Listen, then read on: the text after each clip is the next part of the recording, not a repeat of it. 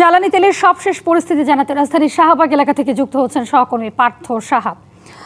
পার্থ, আমরা সকাল থেকেই যেমনটি দেখতে পাচ্ছি যে এই যে জ্বালানি তেলের সংকটে গাড়ির লাইন কিন্তু দীর্ঘ হতে হতে সড়কের বিভিন্ন জায়গায় যানজটের সৃষ্টি করছে এবং কর্মঘণ্টাও নষ্ট হচ্ছে। তো এই দীর্ঘ সারি আসলে আর কতদিন ভোগাবে মানুষকে, এবং আপনি যেখানে দাঁড়িয়ে আছেন সেখানের চিত্র কি দেখছেন? হাবিবা, এই ভোগান্তি আসলে কতদিন থাকবে এটা স্পষ্ট করে বা নির্দিষ্ট করে বলা বেশ মুশকিল।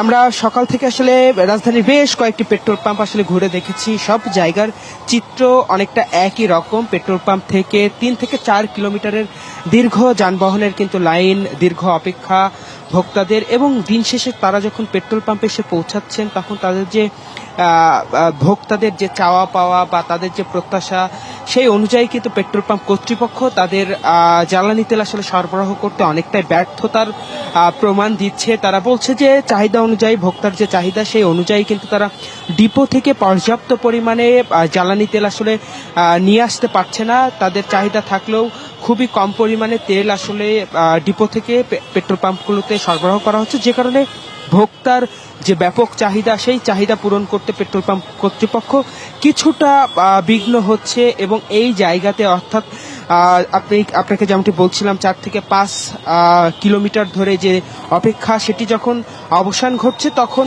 5 থেকে 6 লিটার তেল আসলে বাইকে এবং প্রাইভেট কারে দেওয়া হচ্ছে 10 লিটার।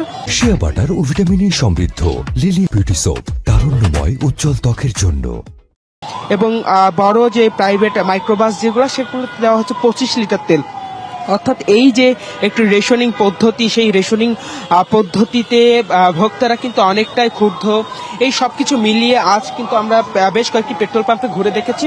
বেশিরভাগ জায়গায় কিন্তু যেই ট্যাগ অফিসার নিয়োগের কথা ছিল সেটি কিন্তু আমরা লক্ষ্য করেছি, এবং আইন শৃঙ্খলা বাহিনীর সদস্যরাও কিন্তু আসলে পেট্রোল পাম্পগুলোতে মোতায়েন করা রয়েছে। যেহেতু বেশ কয়েকটি জায়গায় অনাকাঙ্ক্ষিত কিছু ঘটনা ঘটেছে, সেগুলো নিয়ন্ত্রণে কিন্তু আমরা পুলিশ প্রশাসনকেও কিন্তু পেট্রোল পাম্পগুলোতে অবস্থান করতে দেখতে পাচ্ছি।